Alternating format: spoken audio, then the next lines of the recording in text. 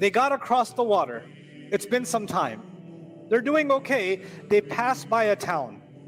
When they passed by a town, those people were not Muslim. They had their own religion, and they had temples, and they had big statues, and monuments and stuff. And they saw people praying in front of them, begging to them, bowing to them, making a nice temple around. All that, they saw that stuff.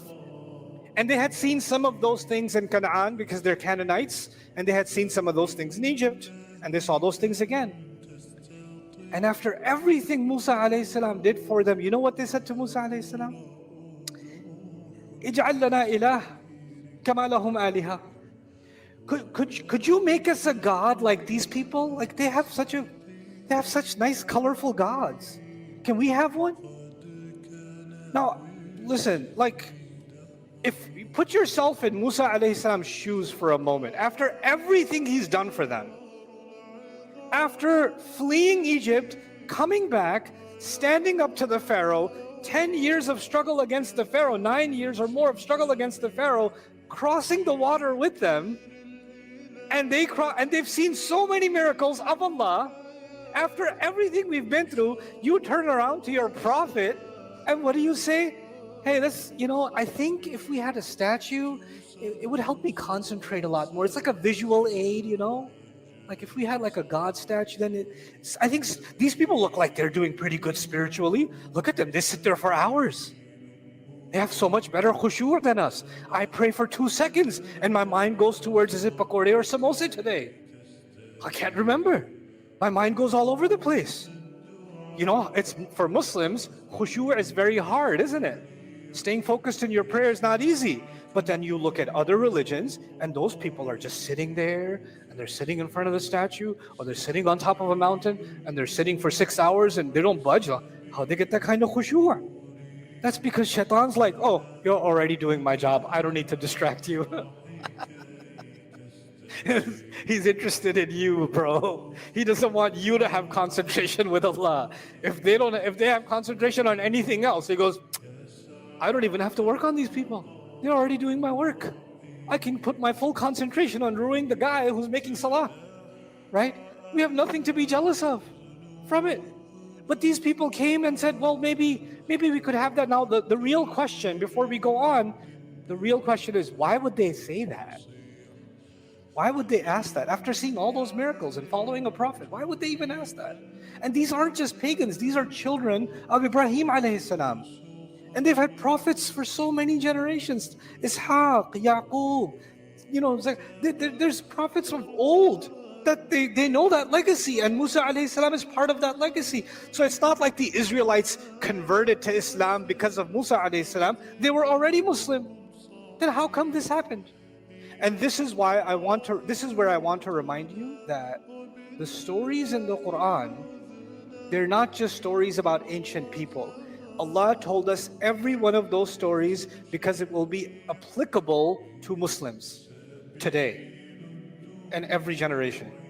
Allah will never tell us a story in the Quran because it's interesting information, because it's fun facts from history. Nope.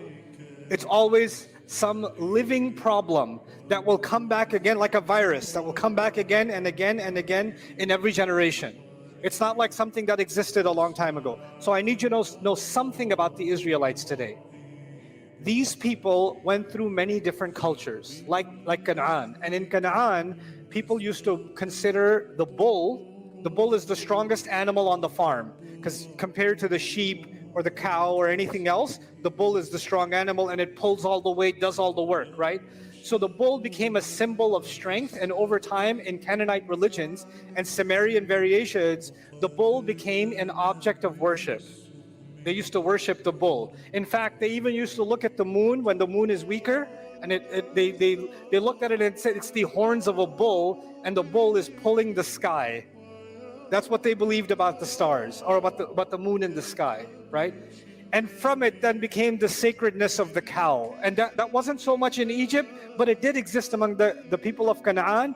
And the Israelites had a lot of genetic mixing with the people of Canaan. They spent think of it this way: Muslims living alongside Hindus for hundreds and hundreds of years, for example, right? Or Muslims living alongside Buddhists for hundreds and hundreds of years. I'll tell you an interesting thing that I saw in Indonesia. In Indonesia, many Buddhists live there, yeah? And Hindus also. So Muslims, when Islam came there, they noticed that when they call people to the temple, they have, you ever seen those giant like dongs and they go dong? You know those like those martial arts movies that you don't watch because you're Islamic? Dong, right? They do that. So they would strike it and they'd strike it again and strike it again and strike it faster, faster, faster, faster. Dong, dong, dong, dong, dong, dong, dong, dong. And that's their way of saying it's time for, you know, it's temple time or whatever. And the Muslims were so smart to call people to Allah. You know what? One of the things they did, because people that never heard the adhan before, so you know what they did? They started doing the dong, dong, dong, dong, dong, dong, dong, dong, and then they do the adhan. And hundreds of thousands of people started coming to the masjid because they heard the thing. And I went to the masjid in Indonesia and I heard the thing go off and I was like, am I in the right house of worship? What's going on? No. This is a tradition from before and it commemorates something that brought millions of people to Islam, the most populated Muslim country in the world. Subhanallah. But I wanted to give you this example because what happens when different religions live side by side? You take something and you take something and there's some exchange happening. Like in South Asia, many of us are from Pakistan, India, Bangladesh, etc., right? The way that the girl is dressed for the wedding and the colors that she wears, or the way that they dress the bride and the groom, that's not Muslim tradition. Where did that come from? That's Hinduism. That comes from Hindu tradition. We have many values and many parts of our tradition that are actually borrowed from Hindu culture. So we know that some borrowing happens. Now, borrowing in masala is okay. Borrowing in outfits is okay, no problem. You understand? Borrowing in architecture, no problem. Where do we not borrow? In our religion. In our religion, we don't borrow. Our religion is already pure. Allah has given us guidance already. And Allah told the Israelites, I have taken a promise from you from the side of the mountain. Hold on to this. Don't let this go. And then they go to Musa and they say, could you get us a God like that? I mean, there should be some room for ijtihad, you know. We're still Muslim. We're still Muslim. So we do a little bit of this stuff. And guess what happened in countries like Muslim countries that are closely related or in proximity to other religions? Muslims started developing their versions of Hindu shrines, their versions of alternative houses of worship that are not masajid, their versions of worship that look just like Hindu worship, just like Buddhist worship. It looks just like it, but they're still Muslim. And they say it's not a big deal. I mean, they have that. We can have a little bit of that here and there. And those of you that are from Pakistan, India, you already know what I'm talking about. You already know what I'm talking about. So many rituals, so much paganism made its way into Islam. And the thing is, Allah is teaching us something really powerful.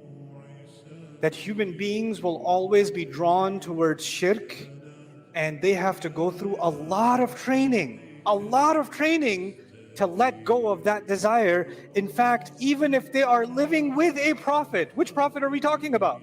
Musa alayhi salam. They lived with a prophet. They saw the prophet's miracles with their own eyes.